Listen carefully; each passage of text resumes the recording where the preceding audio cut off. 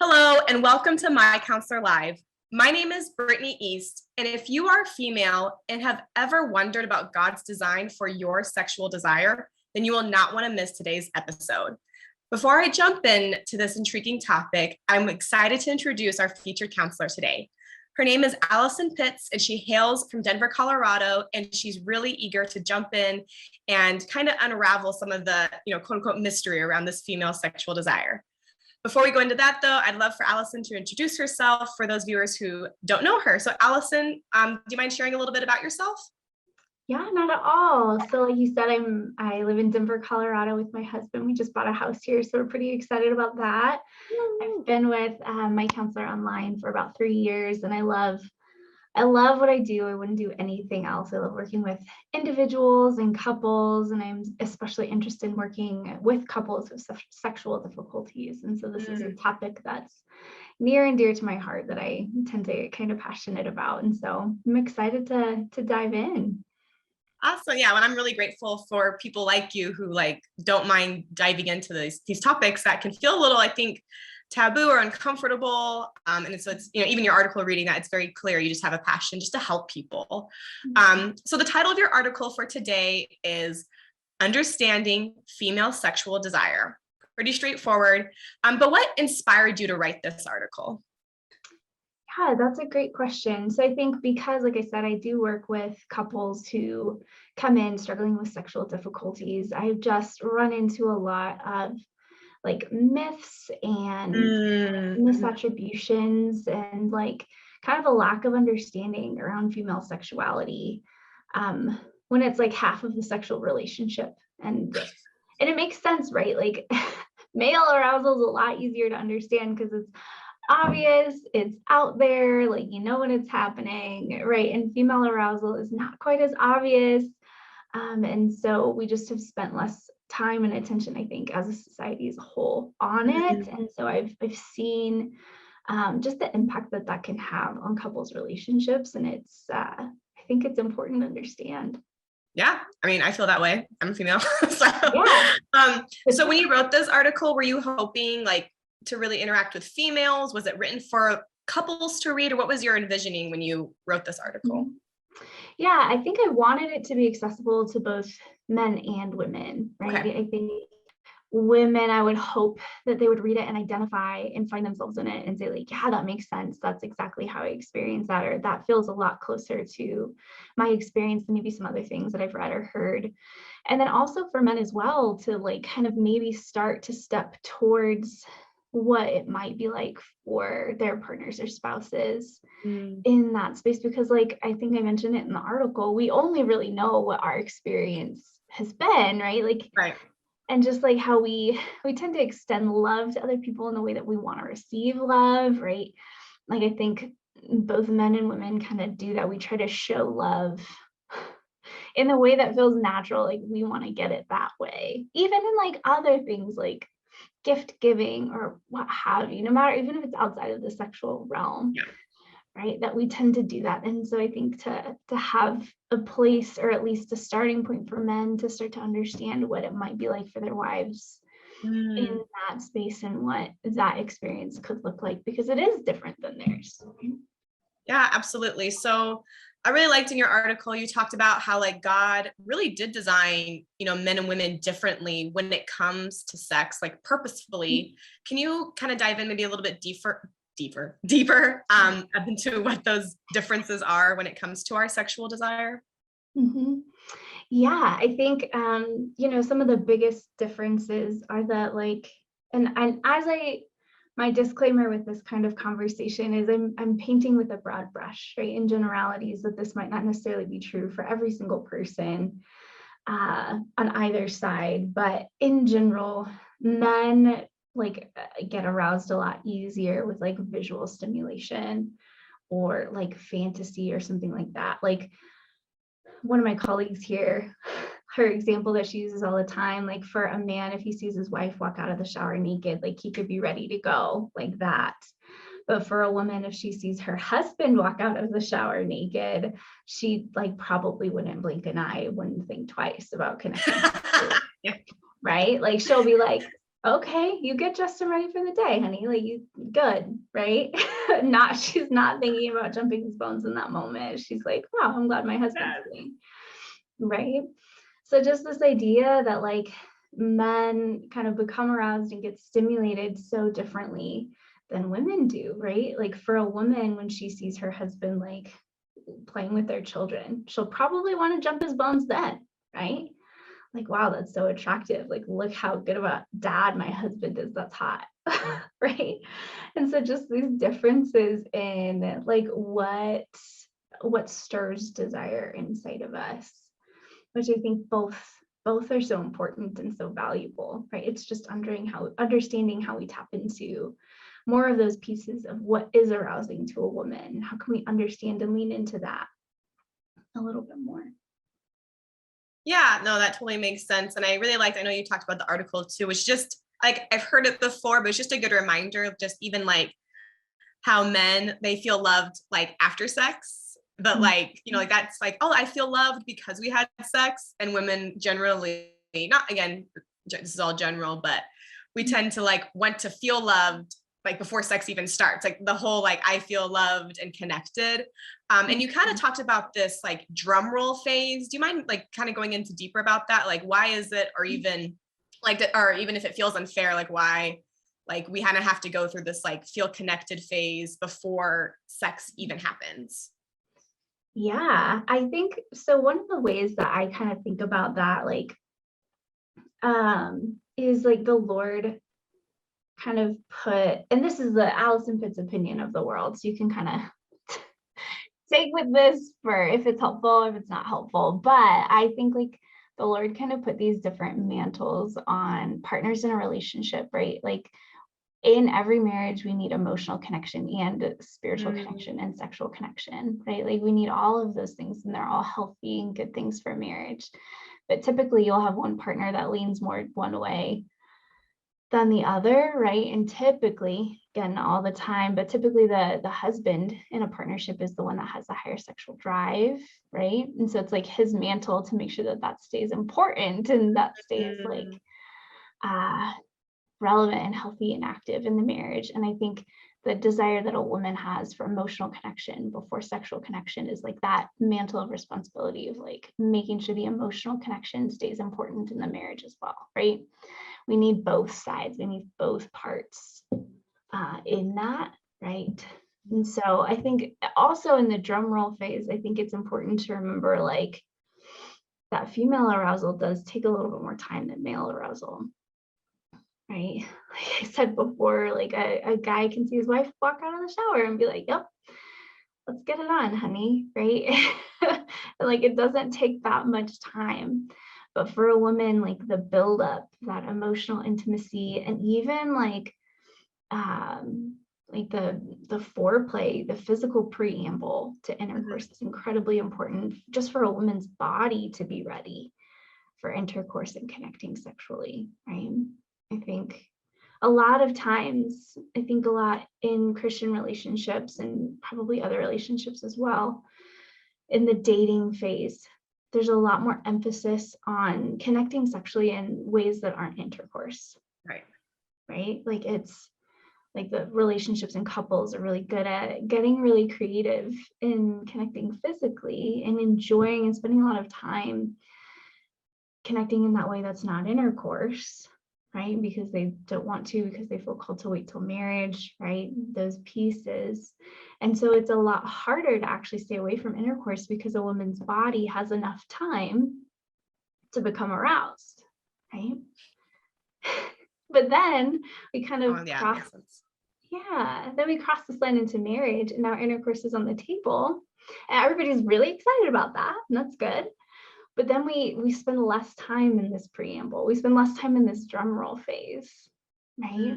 Of like connecting sexually in other more creative ways. That's not just like just going straight to intercourse. And so then a woman's body isn't as ready, right? She's had less time to like lubricate and get like all the physiological responses that come with arousal, right? And so then it's going to make intercourse less pleasurable, a little bit more challenging and painful sometimes, right? So it's not shirking the drum roll, even when intercourse is on the table, and leaning into some of those other more creative ways of connecting so that a woman's body can feel ready.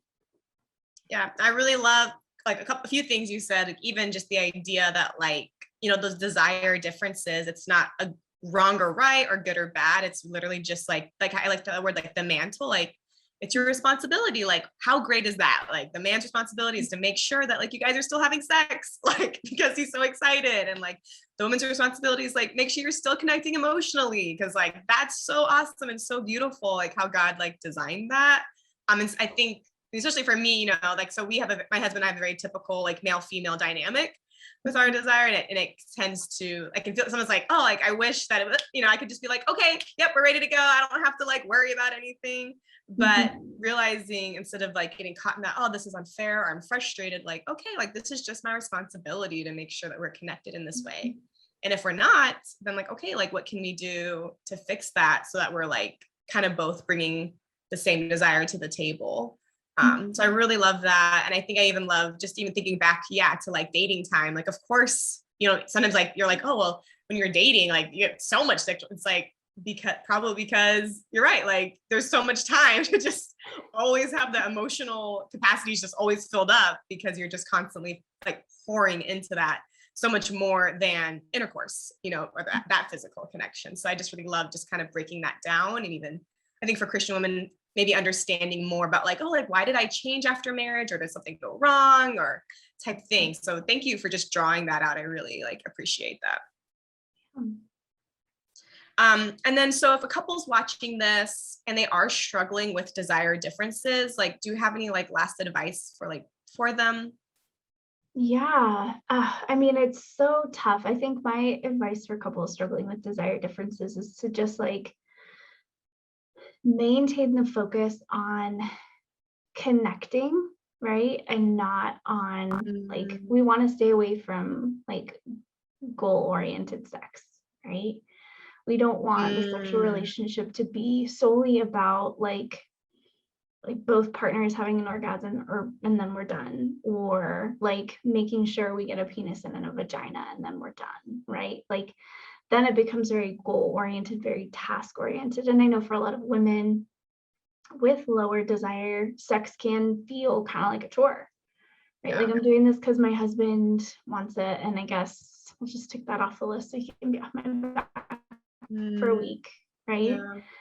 But to really like shift focus from like intercourse being the goal or orgasm being the goal, and really into like what can this look like if we shift our focus back to connecting and making it about like the cherry on top of the cake that we get to experience each other and experience pleasure, right? I think we can lose sight of that so easy, just with the busyness of life, and especially if there's like kids in the mix, it can get really hard and really busy. But just remembering why that's a part of the relationship in the first place, and trying to refocus as best you can on those parts. Awesome. Thank you so much for that. Well, now we're going to be changing topics to our trending topic. And this is something that, I feel like kind of does relate even to sexual desire, especially for women. We're going to be talking about postpartum sex, which, like that's a whole nother, besides like going from dating to marriage, like, no baby to baby. It's a big transition for sexual desire. So, what do you think couples can expect with sex during this postpartum period? Yeah. Oh man, I mean, there's so many things that like are going on in a woman's body during that season, during that period. And so obviously the very, very first thing in that is to just make sure you have an open dialogue with your doctor about what's going on. Typically doctors will be pretty good about being clear about what you need, what's safe. I think the typical time to wait to have intercourse after delivery is about 4 to 6 weeks. But that really does depend on like what happened in delivery, if there was any tearing or an episiotomy or whatever, right? But making sure that you listen to your doctors and honor what they say in that. And I think like really making sure in that you're also listening to your body, right? Not trying to, again, move towards making it look a certain way or be a certain way because you think it should or should not, but really like listening to your body's cues and like how you're feeling. And so with that, like there might be differences. For some women, there can be pain or more vaginal dryness, right? So making sure you have lubrication on hand. For some women, like the process of vaginal delivery does a lot of stretching for your PC muscles, like the muscles that are in charge of that area down there, right? And so maybe trying Kegel exercises to try to like make sure those muscles stay toned and healthy. That can be helpful at practice as well. But again, really making sure you're checking in with your doctor and staying aware and listening to your body, what you're needing and what feels okay, what doesn't feel okay, and communicating that with your partner is huge, right? Our partners aren't attached to our bodies. They don't know what feels good, what doesn't feel good. And so to make sure that we have that open line of communication with our spouses to this, so we can make sure that we're listening, but both partners can listen to the body of the wife. Right? Definitely. So maybe this is more for people who haven't had, like, it's their first baby, and that transition's brand new. Is there really anything couples like can do to prepare for sex like after childbirth, or is there like talks they should have, or like how do they set their expectations, or how would you think they should go about that? Yeah, I think that's a great question. So I think like kind of having the conversation ahead of time of like, okay, if we're gonna have to go 4 to 6 weeks or however long without connecting sexually, what does physical intimacy look like during this time? Okay. Right?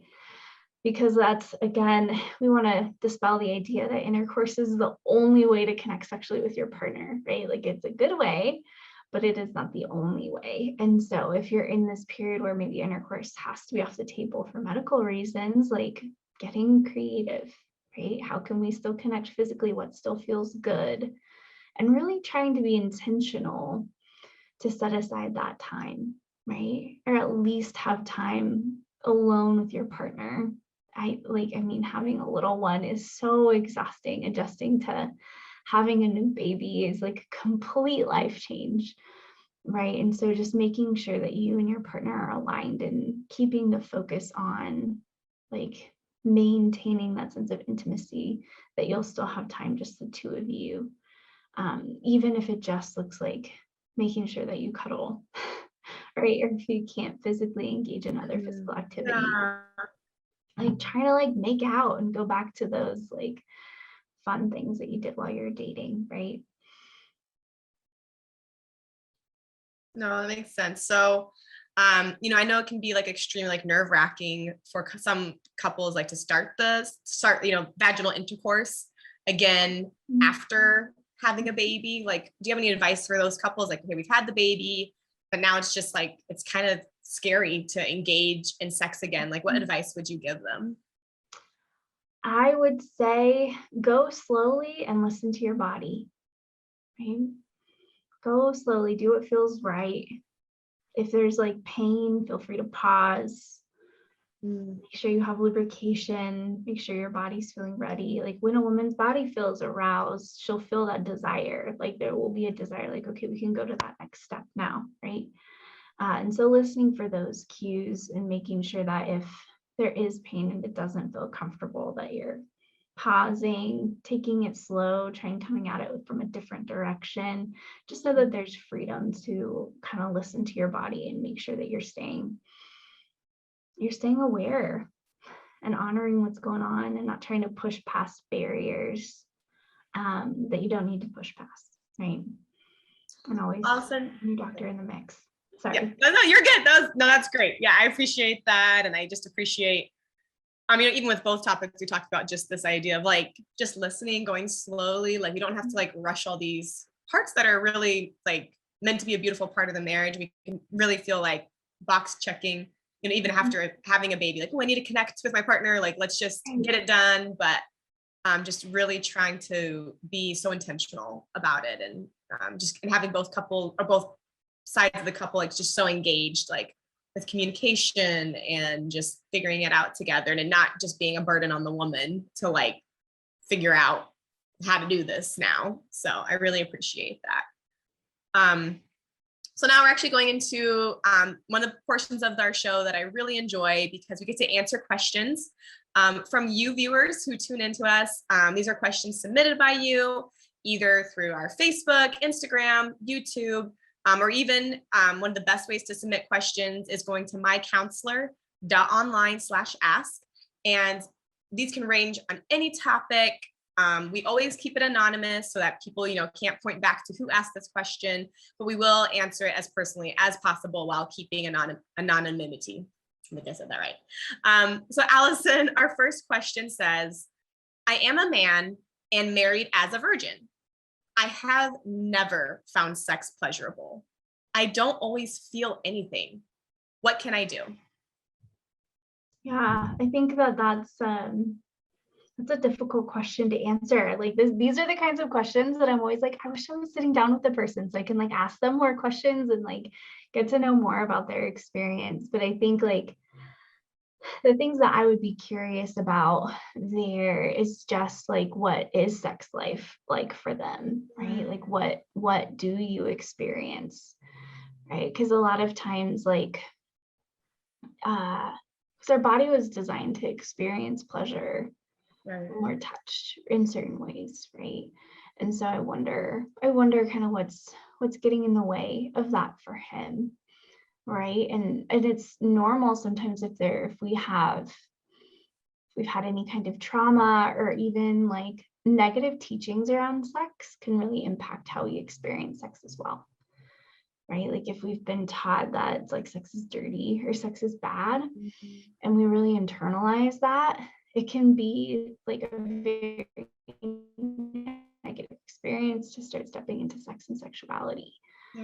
Because we've been told our whole lives that it's bad, and then we get married and it's supposed to be good and we're supposed to do it, and like everything inside of our bodies is like, whoa, no, not into this, right? Because it's not a light switch. We can't turn that on inside of ourselves at will, right?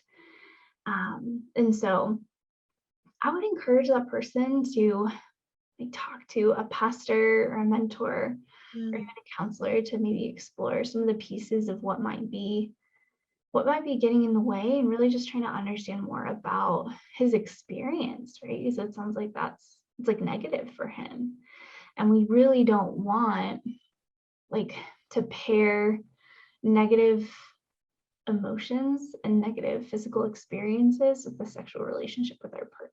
We really don't want to pair those together, right? Like what wires together fires together. Like like if every time I ate pizza, like my dog bit my leg, eventually I would be like, gosh, I really don't want to eat pizza. I know that's a super random example, first thing that came to mind, but we just don't want to start building that association that every time I connect sexually, I feel frustrated or disappointed or like grossed out or whatever. Then we're going to start to dread it.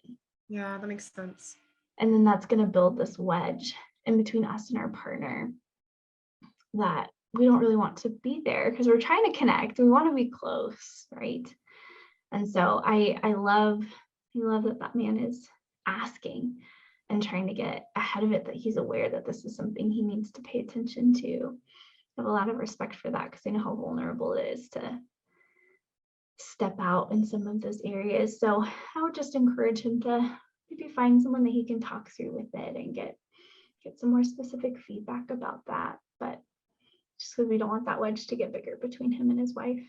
Yeah. Nope, I really appreciate that. Love that answer. And so our second question from our viewer says, as a single 18-year-old with strong sexual urges, how do I control this intense sex drive? Yeah, so it's like the opposite end of the spectrum. Yeah. So I first want to say, like, oh my goodness, how normal it is to be an 18-year-old and have a very high sex drive. That is so normal. And it's a good thing, right? Just like I was talking about, it's not a light switch that you can turn on and off, right? Like we want to figure out how to honor that sexual drive and sexual desire well without trying to feel like we have to turn that light switch off inside, right? And so like I think my encouragement to that person is that that's a good thing inside of them, And I read this quote once that basically just said, I'm not gonna be able to quote it, but it talked about how our sexual urges and our sexual drive is really like this beautiful God-given gift that lets us know we have a desire for intimacy and closeness. Right? And depending on where we are in our journey, we might not be able to get that intimacy and closeness in a way that feels good or safe or congruent, right? Like if you're 18 and single and don't have a sexual partner, right? Like you can't get that need met through intercourse or physical intimacy, right? But that urge and that desire is like the signpost and pointer that we're desiring closeness. Yeah. Okay.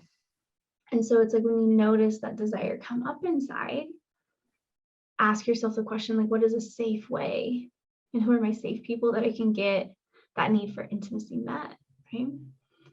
So that could be like people, friendships, relationships at church, right? That could be intimacy with God, can be connecting with family, right? But really seeing that urge and that desire is like a signpost of like, okay, I need to connect with someone, right? I need some intimacy. And also like just kind of expelling physical energy helps as well, right? Go for a run, do something else physical that can, shake things up and get the blood flowing, but that feels like a way that you're stewarding your sexuality well, right? Because something that I think is so important to learn in those years, like even when you are married, it doesn't mean that every single time you have a sexual urge, it's going to be met right away, right? So knowing how to foster that and like steward that responsibly and learning how like what works for you now is incredibly important. So I love that they're asking that question. That's so cool. Yeah, I thought all that was so great. I think it's really helpful. And I think like genuinely, I mean, I think especially as a Christian woman, I just really love the like no shame around like how you answered that, and even just the information, just like it is God-given, which I genuinely believe, it is God-given. Sexual desire is not like, it's just human. Like, it's not like sin, not sin. It's just human. Like, oh, like, just like we need friendships. Like God wanted us to, crave intimacy and to crave friendship, crave community. And that's just like a part of human makeup, and just a thing, not like good or bad. And so I just really appreciate that. And even just those tips are really helpful. Like, oh, like, go, like, how do we navigate like getting like those needs met in a way that's honors God still, for trying to, wait until marriage to have sex. And then even just like the physical stuff. Cause you're absolutely right. Like just cause you're married doesn't mean like every time you want sex, you're going to get sex. And we want to keep the marriage like pure as far as like keeping it just with our partner. And so how do we, like, figuring that out before marriage, like what a great tool. So I just really loved like just all of that into there. I think this is like everyone needs to hear this. Like, this is what's helpful. Like, even if you are married, like, you have different sexual desires, like how can we like go with that and really like see it as a way of just like, it's just connection. It's not like just sex. It's not just orgasm. It's not just, it really is like connection. Yeah. So thank you. So to everyone who watched and listened today, like, thank you so much for joining us. Alison, thank you so much for coming on the show and just sharing like your wisdom. And it's just like I just really appreciate your like really calm desire to like help people and to like see sex in such a positive light and in like in reflection of God. I definitely felt that, it's reflecting God still and how we view everything. So I really appreciate that. If you have questions of your own, either from this episode or just questions in general that come in under like sexual health or mental health or anything like that, go to MyCounselor.Online/ask. And we love hearing what questions you have and how we can help you through our episodes. If you are not already following us, go to Facebook and look up Love My Counselor, and we are there. On Instagram, our handle is the same, @LoveMyCounselor. And you can also find us on YouTube if you search MyCounselor.Online Christian Counseling. Thank you so much for joining us, and we'll see you next week for another episode of My Counselor Live.